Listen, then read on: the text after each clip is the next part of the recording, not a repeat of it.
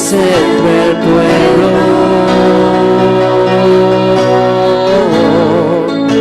trayendo sanidad.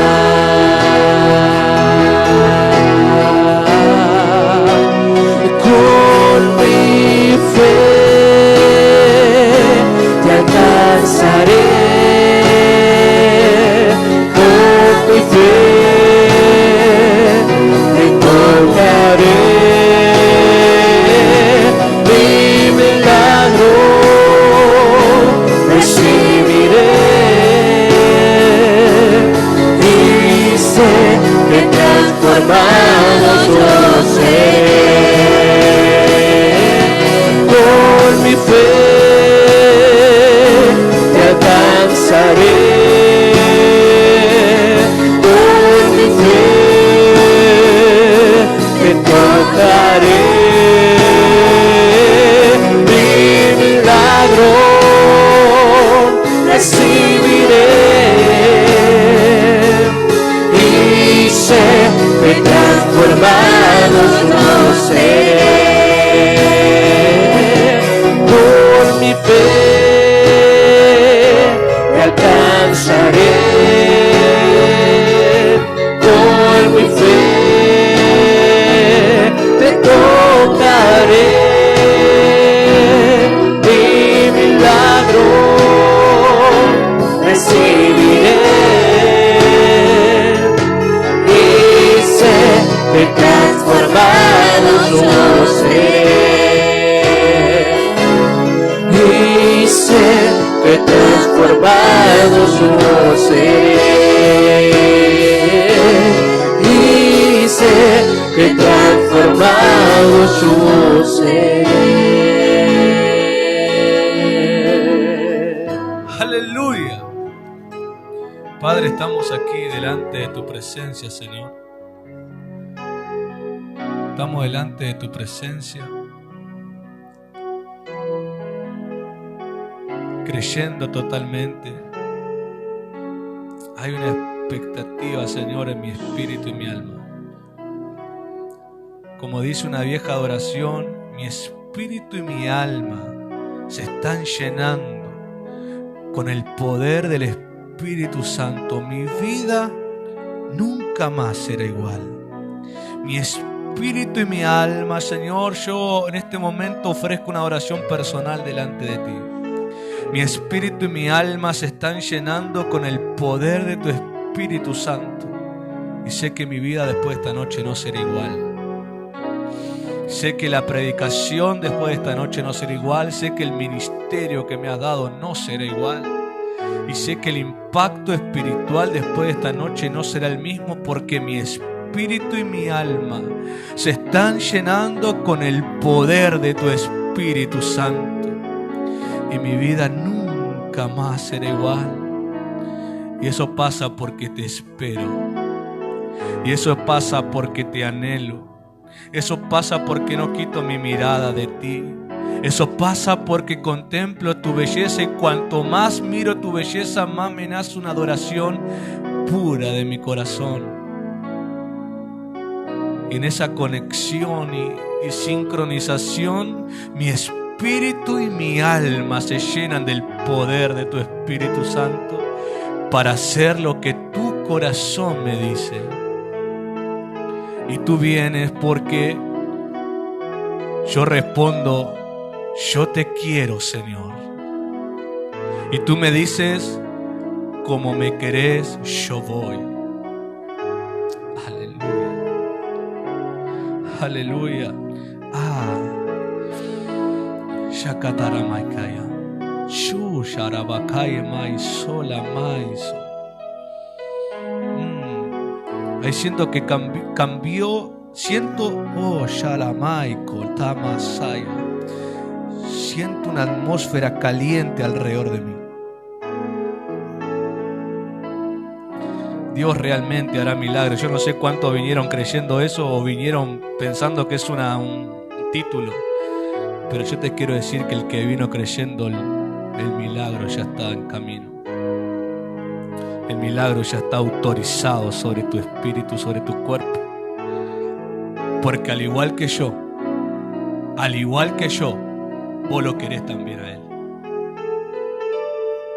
Y el milagro ya está habilitado. Siento algo caliente rodeándome, una atmósfera caliente, y es Él. Porque ¿sabes qué me dijo en la oficina? Yo me fui a orar. ¿Sabes por qué me fui a orar y me fui a adorar? Porque lamentablemente cuando estaba acá no veía gente interesada en Él. Vi gente tan distraída, tan irreverente donde está. Y como no quiero reaccionar indebidamente, me fui a sujetarme a Él. Y mientras oraba a Él y decía Señor y adoraba su nombre, el Señor me dijo: hijo, si me quieren, yo vengo. Me dijo el Señor: si me quieren, yo vengo. ¿Por qué? Porque yo preocupado delante del Señor diciendo cuántos se van a perder milagros por tener una actitud tan equivocada delante tuya. El Señor me quitó toda preocupación diciéndome: el que me quiera, yo vengo. Al que me quiera, Él lo va a tocar. Al que lo quiera a Él, Dios le va a extender el milagro. Pero lamentablemente hay gente que todavía tiene un ego tan grande en su pecho y una terquedad tan grande en su pecho que no sabrán lo que es el milagro. Pero hay gente que lo quiere. Hay gente que lo quiere. Yo le dije algo al Espíritu Santo: Espíritu Santo, vencelos, le dije al Señor. Así que oré por las personas a las que lo veo que hace rato le falta oración, que por alguna razón dejaron de orar a Dios de corazón a corazón y están distraídos con sus dramas y están queriendo solucionar las cosas a su forma y con su fuerza y no logran nada. Yo te digo, regresá a orar a Dios de corazón a corazón, regresá a amarlo de verdad, porque yo ya hice una intercesión por vos y le dije a Dios: Señor, vencelos, vencele el corazón y convencelo de regresar. Pero Jesús me dijo ahí en la secretaria, ahí en la oficina: si me quieren, yo vengo. Y qué maravillosa respuesta para aquel que se preguntara en su mente: ¿será que si yo pido el milagro pasa? Yo te digo la respuesta de Jesús: si me querés, yo vengo. Si me querés. Está bien, Espíritu Santo. Aleluya. Aleluya. Aleluya. Mi espíritu y mi alma se están llenando con el poder del Espíritu Santo. Mi vida nunca más. El Señor me dijo: el que quiera, hijo. Al que quiera, yo vengo. Voy a hacer algo, aunque la cámara no sé si me va a tomar, no importa. Padre, tu hija quiere, dale el milagro en el nombre de Jesús. Ella quiere el milagro. Sana completamente, ya no habrá más nada en el nombre de Jesús, porque lo querés a Él. Porque lo querés a Él. Al hacedor de milagros lo querés. Sana completamente en el nombre de Jesús. El milagro es una manifestación instantánea de Dios. Dios cambia tu realidad cuando hace un milagro. A partir de ese momento del toque de Dios, ya no existe más lo que existía antes, hay un cambio. Por eso la iglesia tiene que restaurar la expectativa de milagros. Tiene que restaurar la expectativa por el Dios que obra milagros. En el nombre de Jesús, en el nombre de Jesucristo, también sobre vos, hija. Vos querés a Él. Él viene. Vos lo querés a Él. Él viene en el nombre del Señor. Recibe el milagro sobre tu vida. Recíbelo sobre la petición que tenés. El milagro. Porque lo querés. Ahí está. Oh, aleluya, ahí está. Ahí está. Es un fuego que abraza a la gente. Para que sepan que no es el predicador, para que sepan que es Él, el Señor, el que obra los milagros. Ay, Jesús amado.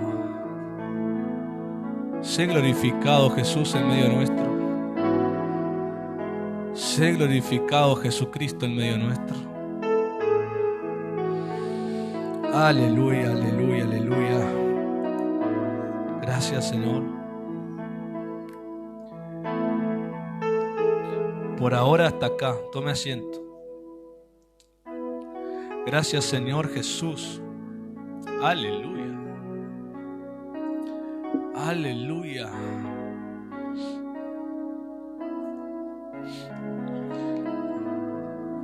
Muchas veces he sentido la presencia de Dios, pero este momento es tan diferente. Es como estar rodeado de un viento cálido, un viento caliente. No intenso, tengo que decirlo, no intenso, no un calor intenso, pero sí un calor cálido, algo agradable. Como si fuera un ambiente agradable, algo que te hace sentirte complacido. Y no es para que usted me diga, wow, qué tremendo, qué ungido, ¿no? Se trata de Él y su ganas de manifestarse de las maneras en que Él quiere manifestarse. Pero sí te puedo decir algo. Uno se sincroniza con su corazón. Y para eso deja de lado un montón de cosas. Saca de delante de los ojos de uno un montón de cosas. Para que solamente quede lo que Él quiere hacer. Hoy vamos a comenzar, hoy día martes 7 de septiembre, comenzando un nuevo mes. Como es habitual en nosotros, comenzamos también una nueva serie de enseñanzas. Creo que desde hace un tiempo, cada mes hay una nueva serie de enseñanzas donde el Señor nos edifica. Muchas de ellas fueron edificantes, fueron enseñanzas para edificar, para aprender. Otras fueron para arrepentirnos, cambiar conductas, cambiar hábitos, ser limados, de otras maneras, ser pulidos. Otras han sido para desafiarnos a hacer algo. Y esta yo creo que será para experimentar. El Señor en la tarde oraba a Él, muy expectante yo, créame que para mí esto es una gran expectativa. Muy expectante y queriendo ser muy alineado a Dios. No queriendo hacer nada de formas que a mí me parezcan ser muy sujeto y alineado a Dios. Porque es una manifestación soberana de Él y no quiero yo meterme a hacer lo que a mí me parece. Y orando al Señor, el Señor me hizo recordar el clamor de Job cuando él dice, al final de su proceso él concluye sobre sí mismo diciendo, de oídas te oí, pero ahora mis ojos te ven. Y qué interesante es que Dios, aquel a quien amaba a Job y Job amaba a Dios, Dios permitió sobre Job un proceso tan fuerte solo para que él aprenda una fe nueva. Job dice que él creía y se comportaba con Dios como lo hacía por lo que él había oído de lo que Dios hacía con la gente. Él decidió comprometer su día a día, su vida y todo lo que él hacía solo por oírlo. Él se enteró cuál favor y gracia da Dios al que se comportaba de tal manera, y él empezó a hacerlo porque lo oyó. Y él conocía a Dios por el oído. Él conocía a Dios por el oído. No está mal, Romanos 10 dice que la fe se origina por el oír. Pero justamente la fe que viene por el oír es la fe que testifica el poder de Dios sobre alguien, pero todavía no sobre vos. Pero a vos te despierta expectativa, porque es el poder del testimonio. Está perfecto, no es que ahora no hay que creer por lo que oye, no, hay que creer, es la fe inicial, la fe que te inicia a conocer a Dios. Pero Dios te quiere llevar a la fe que ve. Y para eso Dios te necesita procesarte. Hacerte pasar situaciones donde vos lo que oíste de Dios, ahora lo tengas que hacer. Job oyó la historia del Dios de Israel sacándolo de Egipto y todo lo que él pudo haber oído de las hazañas de Dios. Y a Job le pareció extraordinario ese Dios y por eso decidió comportarse como Dios mandaba. Pero cuando Dios lo trató, atento a esto, cuando Dios lo trató como a un hijo en el proceso, fue cuando Job experimentó una fe personal. Una fe que ya no sería de la que otros experimentan, sino la personal. Sería una fe de la que él podría ahora testificar. La respuesta de Dios fue clara, que nunca Job tuvo la desaprobación de él, sino que siempre tuvo la aprobación porque le devolvió el doble de lo que alguna vez tuvo. Cuando Dios retribuye a alguien es porque le dice: aunque te probé, nunca te desaprobé. Te probé para purificar tu fe, para que crezcas en la fe, pero te doy el doble o el pago que Dios quiere dar. La Biblia testifica doble, testifica 10 veces más, testifica 100 veces más, según el pago que Dios quiera dar. Pero Dios está diciendo algo: te probé para que crezcas, pero jamás tuviste mi rechazo. No fue un castigo, sino una prueba. Y pasaste de muchas cosas que oíste a verlas en carne propia. Mucha gente, algo que nos pasa a todos es, todas noticias que nos llega son noticias que alteran nuestro día. Eso es algo inevitable. Toda noticia que te llega te alteró el día porque no podés hacer oídos sordos a lo que te fue contado. No podés evitar quitar de tu mente lo que se te notificó. Es algo que ya alteró tu día. Previo a la noticia tu vida estaba de tal manera, después de la noticia cambia, es inevitable. Salvo que sea muy egoísta, que te importe muy poco las noticias, pero la gente común, que tiene un poco de corazón, le afecta las noticias porque le genera cierta tensión y preocupación a veces. Y es inevitable cuando vienen noticias médicas, noticias financieras, noticias familiares, noticias sociales, políticas, gubernamentales que te cambian totalmente tu día a día. Y es inevitable que a uno también le cambie la realidad a partir de ese momento. Pero también Dios tiene la noticia para cambiar la realidad. Y es justamente la noticia de Él hacer algo. Yo digo, cualquier mensaje que nos llega siempre nos cambia. Así sea la persona que más queremos o la que no querramos tanto, llega el mensaje y te cambia. Es inevitable. Nuestra alma responde al mensaje. Ahora yo digo,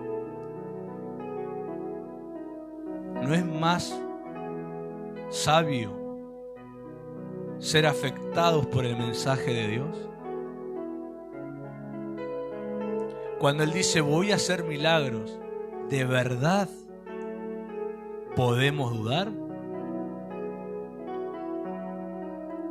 ¿O tendría que estar respondiendo a la noticia?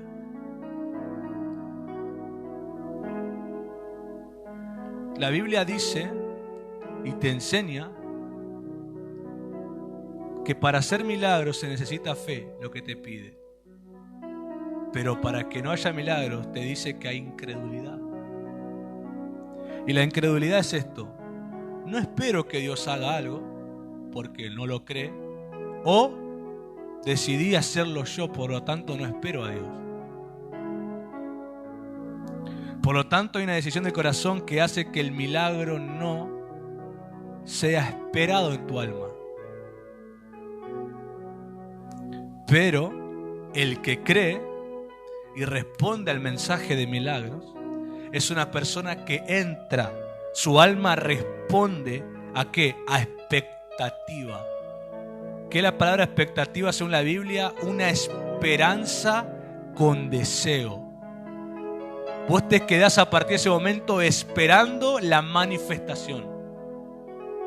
Vos no te quedás ni dudando ni pensando si vos serás uno de los observados por Dios para dar el milagro. No. Tu alma, cuando tiene fe, responde esperando con deseo. En otras palabras, para explicártelo de una forma sencilla, cuando llegó el mensaje que yo mandé al grupo de jóvenes a la tarde, desde esa hora hasta las 7 de la tarde, tu alma tuvo, si tenés fe en milagros, tuvo que estar diciendo: anhelo las 7 de la tarde, anhelo el horario donde el pastor suba a predicar, anhelo el momento de la alabanza, anhelo el momento de la adoración, anhelo el momento de la oración, porque mi alma está esperando en Dios, mi alma está anhelando a Dios, mi alma está creyendo que soy uno a los que Dios va a favorecer con el milagro. Mi alma se está llenando del poder del Espíritu Santo. No del momento cuando después de media hora de orarte la cabeza y pasarte por 20 versículos bíblicos para intentar convencerte, recién se te despierta la neurona para entonces considerar si es posible un milagro. No pasa por ahí. El que cree, su alma responde. Su alma responde en la emoción de esperar con deseo. Anhelo el horario, que llegue el horario, que llegue el día, que llegue el mes, que llegue el año, que llegue, porque estoy creyendo que ese día cambia todo para mí. Ese es el que cree en milagros. Jesús no hacía propaganda de milagros, la gente se lo hacía a él. La Biblia dice que llegaban las noticias a ciudades lejanas de donde Jesús estuvo contando lo que pasó. Pero la gente, cuando oía el milagro y creía, la gente anhelaba encontrarse con el hacedor de milagros y simplemente tener un contacto, una palabra, una expresión, pero creían que después de encontrarlo su vida cambiaba. Jesús no tenía que sentarlos a explicarle el Antiguo Testamento del tiempo de Adán para que crean en un milagro. Solamente el haber oído que Él hacía milagros era suficiente evidencia para recibirlo. Cuando la gente no tiene expectativa, el milagro o una de las otras manifestaciones del poder, que son señales, prodigios y maravillas, es una persona que tiene una fe artificial. Porque la fe que nace del Evangelio es una fe que de lo que el Evangelio anuncia te genera expectativa. O sea, si te nace fe del Evangelio o la fe que tenés es del Evangelio, que es la semilla, todo lo que es del Evangelio cuando lo oíste genera expectativa. Inmediatamente te sentís que es tuyo, que es para vos, que vos vas a ser beneficiado con eso. Pero cuando no te interesa, lo tomás como... Vaya a saber, no quiero entrar mucho en conclusiones de la incredulidad, pero las deducciones que hacen es porque tu fe, o lo que crees que es fe, no es del Evangelio. Es una fe artificial, es una fe fingida, como la Biblia lo dice. Yo digo artificial, la Biblia dice fingida. Porque es inevitable que el que sembró espere el fruto de lo que sembró. Vos sembraste manzana y te dicen: Brian, te salió un árbol de manzana, y yo diga: ¿de manzana? Y si yo fui lo que sembré manzana, ¿qué voy a andar esperando? Pero yo respondería así si fuera que yo me hice el que sembré manzana. Y entonces cuando me dicen: ¿te salió manzana?, yo digo: ¿manzana?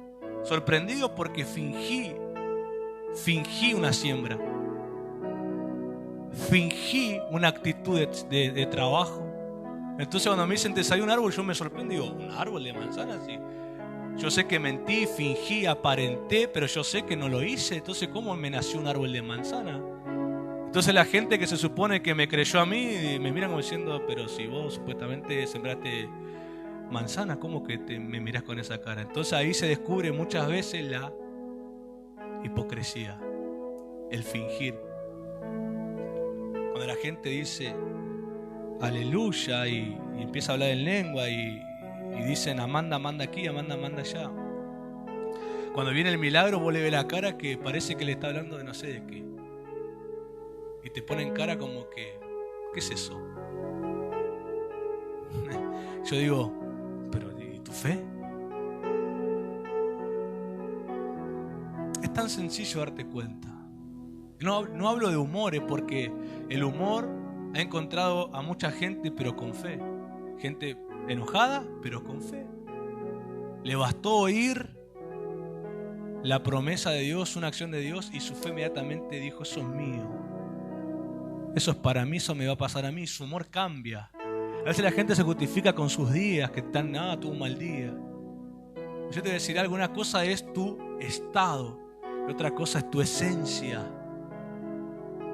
Nuestros estados cambian según los días. Todos podemos tener días malos, días pesados, días cansadores, días aburridos. Pero tu esencia no cambia, por eso tu esencia está ahí. Y cuando escucha una noticia de el Evangelio, tu respuesta debiera cambiarte el humor, cambiarte inmediatamente tu corazón, cambiarte inmediatamente la queja por alabanza, porque te están dando el fruto de la semilla que hay en vos, te están dando el fruto, el resultado de lo que te fue dado. Entonces tendría que modificarte. Automáticamente tu alma tendría que regocijarse, pero cuando no pasa es porque hay una fe o fingida o muerta, abandonada, poco practicada, no ejercitada, no alimentada. Por lo tanto la noticia viene y para vos es como si nada, es como una palabra más. Pero cuando la fe está ahí, por más que tu día sea bueno, malo, el mejor, el peor, inmediatamente tu alma puede estar abatida, pero salta ante el mensaje. Porque sabe que es para él o para ella. Sabe. A veces me sorprende en la iglesia que la gente que no tiene una relación con Cristo ante la promesa tienen más fe que los que están adentro hace tanto tiempo.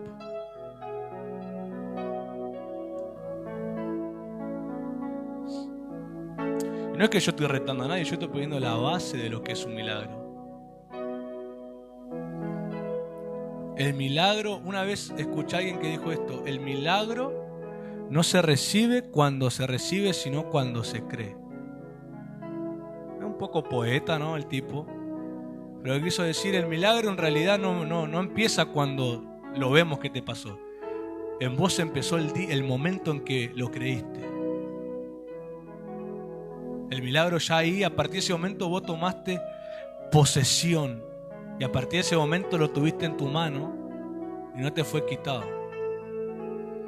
Después la gente se enteró por la manifestación, pero vos del momento en que lo creíste.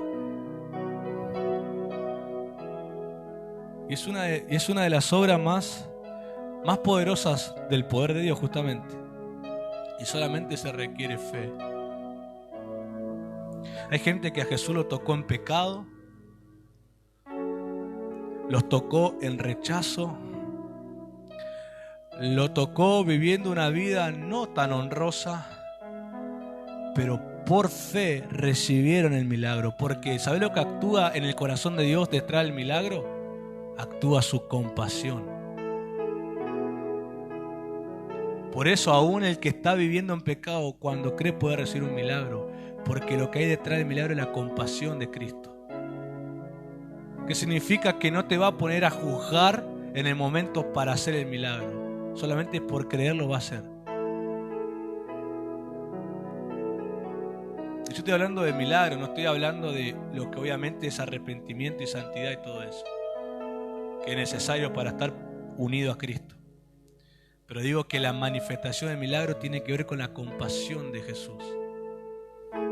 Cuando vos te compadeces de alguien, no te importa tanto la vida que está teniendo.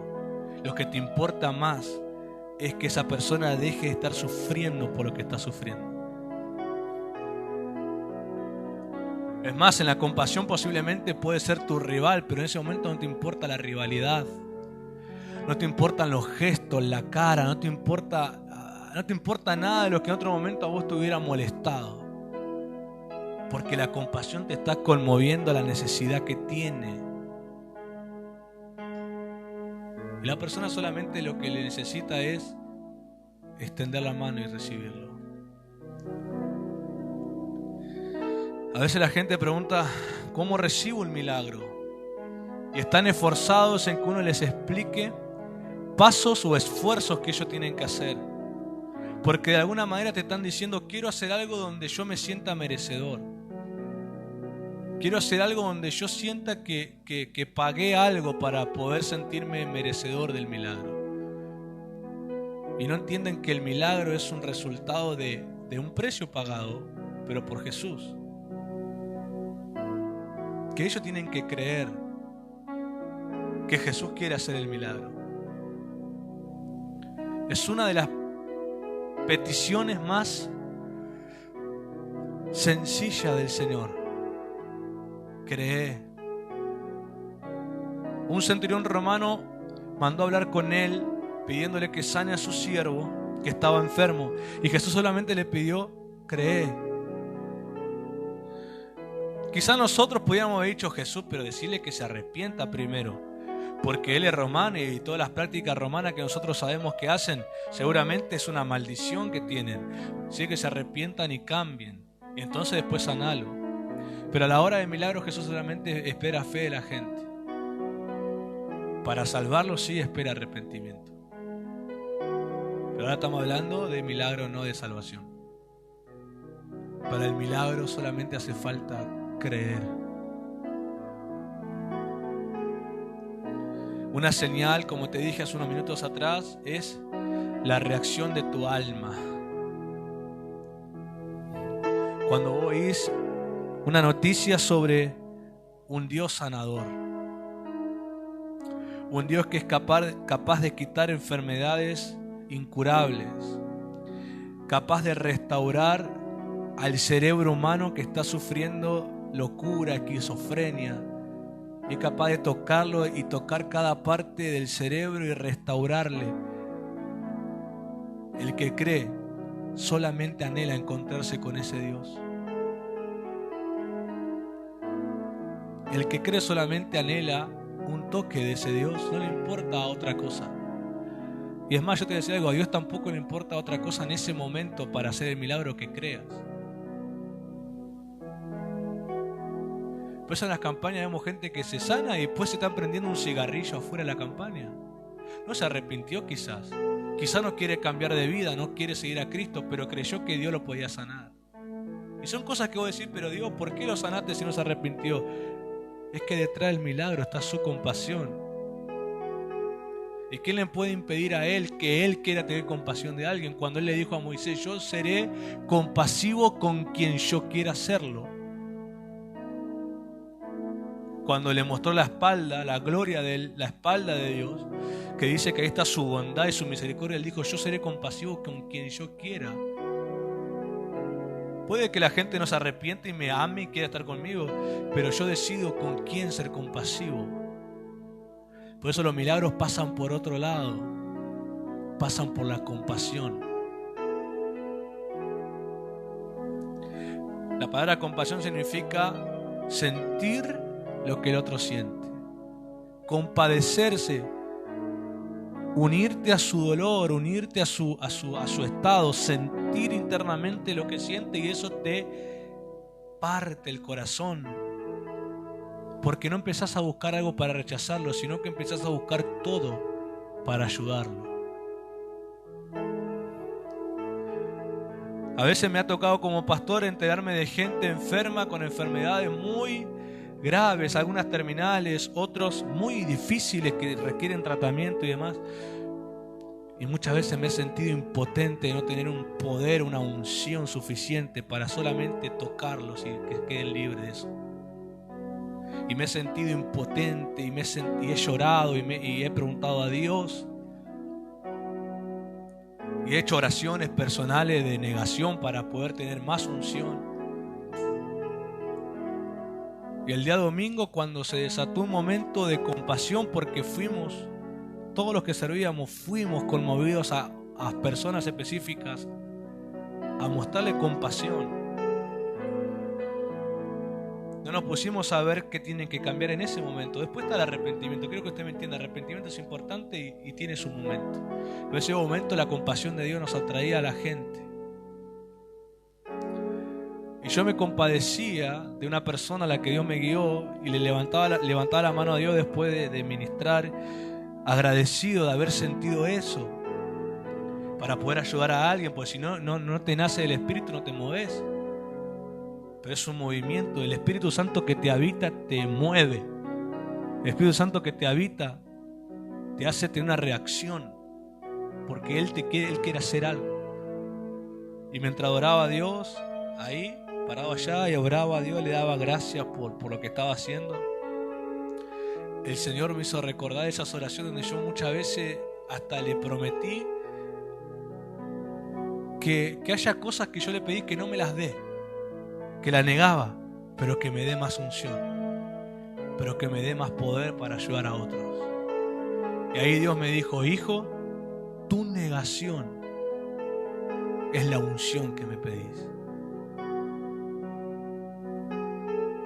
Gracias a Dios que hay cosas que le dije renunciar que no me las quitó, ¿no? Pero la actitud de querer darlo, la actitud de renunciar, de no recibirlo, que no venga a mi vida, pero dame la unción. Dios me dijo: hijo, tu negación es la unción que me pedís. Cuando te negás y sos capaz de renunciar a cosas que vos querés y que crees que Él te las puede dar. O sea, otra palabra significaría renunciar a tus derechos. Es como que vos trabajaras y tenés el derecho a cobrar y vos durante ese mes decidís renunciar al cobro. Y decidís decir a tu jefe: tengo el derecho de cobrar, trabajé todo el mes, soy digno de cobrar porque trabajé honradamente. Y vos renunciás al derecho de cobrar diciéndole al jefe: dale eso al que lo necesita. Y la respuesta a tu jefe es: no, tomá lo que es tuyo, pero por tu actitud voy a dar también esto que te daría a vos al otro. Es algo así que pasó. No te lo quito, pero también le doy al otro lo que vos querés. Yo predico de tratos personales. Jamás usted piense que yo predico centrando el mensaje en mí. Yo predico de los tratos personales de Dios. Y como es personal, tengo que mencionarme a mí como parte de la historia. Por eso yo quiero que si hay una interpretación de que el pastor siempre predica sobre él, no. Son tratos personales con Dios. Y eso a mí me alegró el alma. Cuando Dios me dijo: hijo, tu negación es la unción que me pedí, yo es como que ahí entendí muchas cosas. Y gracias que no me las quitó a las que dije. O sea, tengo la expectativa que vendrán entonces. La compasión es la esencia del milagro. Es extraordinario cuando alguien llora con el que llora, porque hay un milagro de consolación ahí.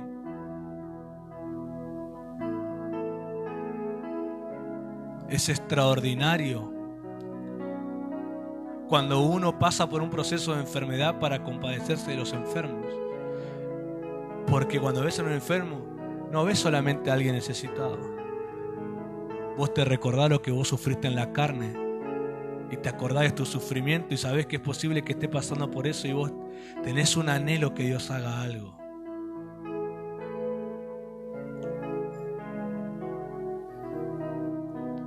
¿Cuántos de los que están acá sentados creen o quieren que Dios los use para milagros? ¿Sabe cuál es el asiento de eso, de esa utilidad? Perdón que me estoy corriendo. ¿Sabe cuál es el lugar, el asiento, digo, el lugar para que repose eso? Tus procesos personales. Vas a tener que pasar y doler en la carne cosas, para que entonces esté la compasión donde operan los milagros. A veces vas a tener que llorar, sufrir, vas a tener que pasar momentos que no entendés, dolerte en tu cuerpo, pasar el tiempo de la enfermedad, de la soledad, de la traición, sentir en tu carne los abatimientos, pero será necesario para que Dios forje la compasión, para que fluyan los milagros. ¿Sabes por qué Jesús se compadecía? Porque Él iba a sentir en su cuerpo todo el peso del pecado de la gente. Dice que Él fue molido por nuestros pecados. Fue totalmente golpeado, menospreciado, rechazado. Fue de todo. Él sintió en su carne lo que cualquier ser humano pasaría. Y por eso Él tiene la compasión suficiente para hacer un milagro por alguien. Rechazado, avergonzado, menospreciado, golpeado, abandonado, ultrajado, escupido, lo que sea, enfermo. Él tiene la compasión suficiente para hacer un milagro. Pues acá no se trata que si Dios quiere o no, acá se trata de que vos anheles que el que hace milagros te toque.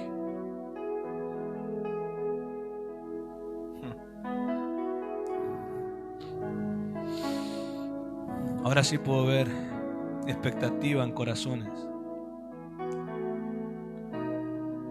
Rápidamente, para que tengamos un tiempo de oración. Las 4 manifestaciones del poder de Dios, que son las más nombradas, aunque hay otras más inusuales, pero milagros, señales, prodigios y maravillas son las 4 manifestaciones del poder de Dios más conocidas en la Biblia. Es más, son nombradas de esa manera. Pero esas manifestaciones nacen de un lugar, nacen de la semilla de Cristo en alguien. La promesa de Génesis fue: la simiente de la mujer te aplastará la cabeza. Cristo nació del vientre de una mujer para hacerse carne. Y a partir de ese momento Cristo constituyó una simiente diferente, la que tiene que ver con Él. El que nace en el Evangelio de nuevo empieza a participar de esa simiente. ¿Saben cómo se originó el nacimiento en la carne de Jesús en el vientre de María? Dice que la sombra del Altísimo la cubrió y la semilla santa fue puesta en el vientre de María sin contacto con otro hombre, solamente la semilla de Dios puesta. De esa semilla se originó Jesús. 2 elementos: la sombra del Altísimo y totalmente la voluntad soberana de Dios en el vientre de María. Fueron los contactos de la simiente santa y son el contacto. Entonces el que nace en el Evangelio está bajo la sombra del Altísimo. El que nace del Evangelio está bajo la sombra del Altísimo y en un trato de la voluntad de Dios sobre él. Es extraordinario. Por eso Juan dice, capítulo 1, no nacen ustedes por voluntad de hombre, sino por voluntad de Dios. Los hombres con el Espíritu, las mujeres con el Espíritu son de la simiente santa y ellos te pueden formar, pero tu desarrollo es la simiente santa y la voluntad del Padre. Para eso la sombra del Altísimo te tiene que cubrir. Espero no marearlos con esto, pero es necesario que usted sepa esto, porque la sombra del Altísimo del antiguo pacto significa el poder sobrenatural de Dios. La sombra en el contexto de Dios no es pecado, no es el diablo, no es el infierno. La sombra en el contexto de Dios es su poder sobrenatural. Moisés, escribiendo el Salmo 91, él dijo: habitar bajo la sombra del Omnipotente. ¿Por qué? Israel, todo lo que vio del poder de Dios fue la mano del Omnipotente. Fue la mano del Omnipotente. Las hazañas, el cuidado sobrenatural, todo lo que Israel, usted ve en el antiguo pacto en el tiempo de Moisés, y las hazañas poderosas del tiempo de los jueces y toda persona que Dios levantó que consideramos ungidos, en la mano del Padre, es la sombra del Omnipotente. Usted que nace de nuevo en Cristo pasa inmediatamente a estar bajo la sombra del Omnipotente. baja a estar bajo el poder sobrenatural de Dios. Pasa que usted no identifica eso. Entonces necesita hombres y mujeres con la simiente santa para que te lo enseñen. Pero cuando vos lo captás, cuando vos lo creés, se te activa la sobrenaturalidad de la simiente y empezás a obrar en esa genética espiritual. Nadie predica o ministra la sombra del Omnipotente para ser celebrado o para ser tratado como el único capaz de manifestar eso, sino para despertar a los hijos a la misma genética. Que la gente se dé cuenta que si es persona nueva, si es criatura nueva, es por la simiente y es por la sombra del Omnipotente actuando en ellos.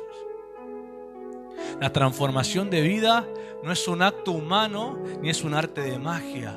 La transformación de vida es el poder sobrenatural de Dios actuando, milagrosamente renovándote la mente, la forma de pensar, modificando tu carácter y temperamento, tu alma, tus actitudes. Todo eso habla de milagros. Habla de una intervención milagrosa. Dios cambiando totalmente tu comportamiento es algo milagroso. Donde antes estaba limitado a actos que te deterioraban a vos o a la gente que te rodeaba, y ahora no tenés el deseo de practicar lo que llamamos pecado y tenés un deseo profundo de vivir según Jesús. Eso es un milagro, eso es poder sobrenatural de Dios actuando sobre tu alma, actuando sobre tu espíritu, actuando sobre tus pensamientos, está actuando en vos. Pero cuando vos comprendés la genética, ahora ese poder va a actuar a través de vos.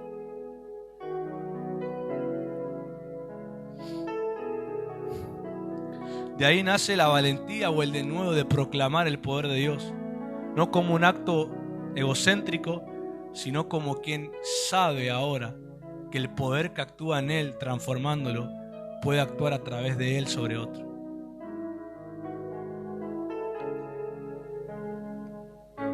Lo que sucede, y ya le leo el texto, en estas manifestaciones, es lo que sucede en la Trinidad de Dios. ¿Qué sucede en la Trinidad de Dios? Hay armonía y acuerdo. No hay una contradicción, pleitos o desacuerdos. Hay una perfecta armonía y hay un acuerdo total. Eso es lo que empieza a trabajar el Espíritu Santo sobre aquel que experimenta el poder y sobre aquel a través del cual el Espíritu Santo muestra el poder. Él le enseña a estar en acuerdo con Dios. Aprende a quitar sus ideas, sus formas y solamente detenerse a lo que Dios quiere. Detenerse a hacer lo que Dios quiere. Ahí es donde el poder comienza a manifestarse en esas 4 manifestaciones. Milagros, señales, prodigios y maravillas. Es donde la sombra del Omnipotente empieza a remover las barreras de las imposibilidades y las posibilidades entran en acción por alguien sincronizado al corazón de Dios, alguien renunciando a su propia voluntad, alguien negándose a sí mismo. Claramente la voluntad de Dios sobre aquel que recibe por hijo y por eso la disciplina. Pero no todos aguantan el trato de la disciplina. Pablo dice al principio, la verdad que no es muy agradable, hay muchos cambios que hacer. Pero Pablo dice, pero qué fruto es en la persona que fue adiestrada en la disciplina, qué conducta de justicia, qué conducta de obediencia, qué conducta de sujeción, qué conducta de poder.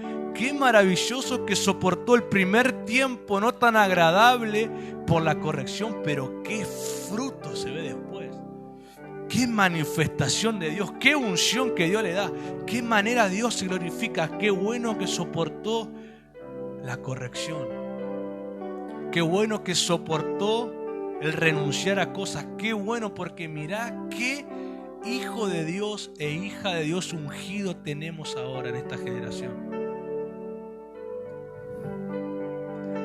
Hechos 19, 11 y 12 para terminar.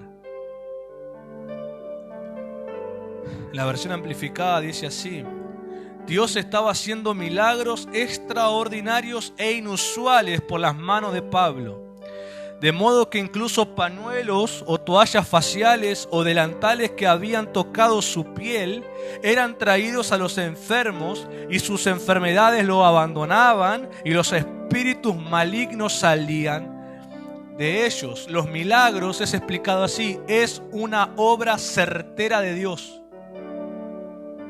Es una obra certera, es una acción certera. Es Dios dando en el blanco.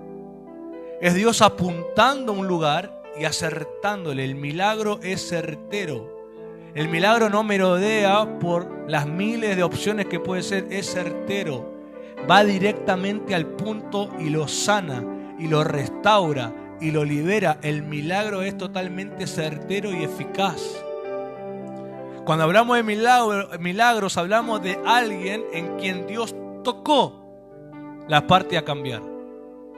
No tocó cerca, no tocó parecido, tocó en la fibra que tiene que ser.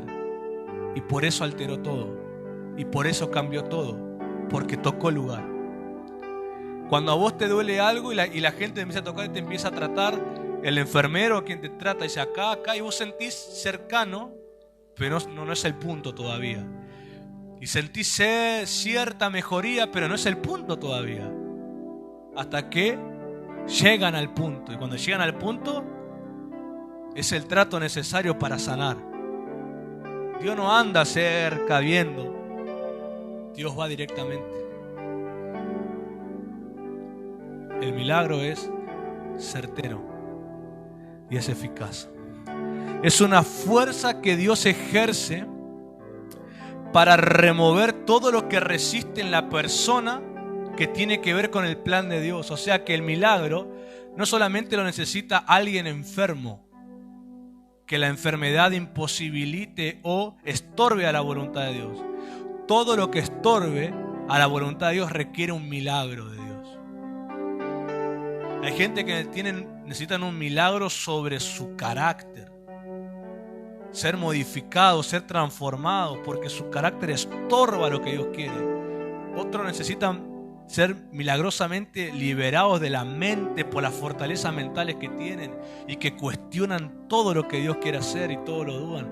Por eso hay milagro. El milagro viene a quitar lo que estorba la voluntad de Dios sobre alguien. Viene el milagro, porque en ese momento el milagro actúa como el rugido de un león. Y cuando un león ruge, está manifestando la actitud de posesión, está manifestando la actitud de pertenencia y está poniendo un alto a cualquier amenaza. Cuando un león ruge, está defendiendo lo que es de él. Cuando un león ruge, pone un alto. Y cuando un león ruge, el que sabe quién está detrás del rugido, empieza a obedecer porque sabe que se viene la ferocidad.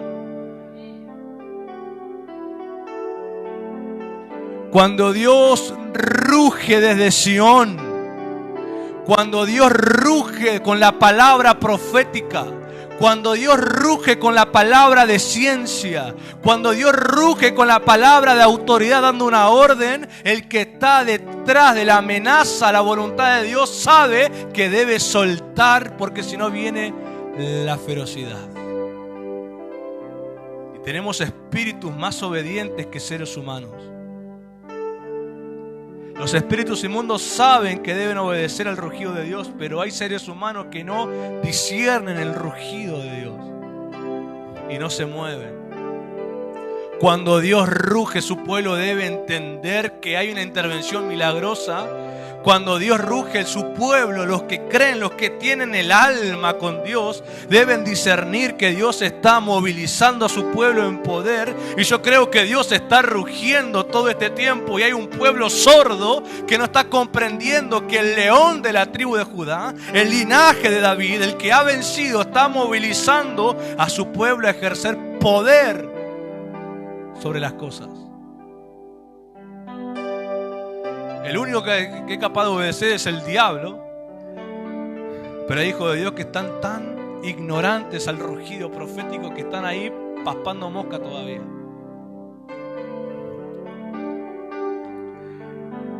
La posibilidad de milagros suceden en corazones expectantes, pero lo contrario a esperar es la incredulidad. Cuando la gente ha decidido hacerlo ellos.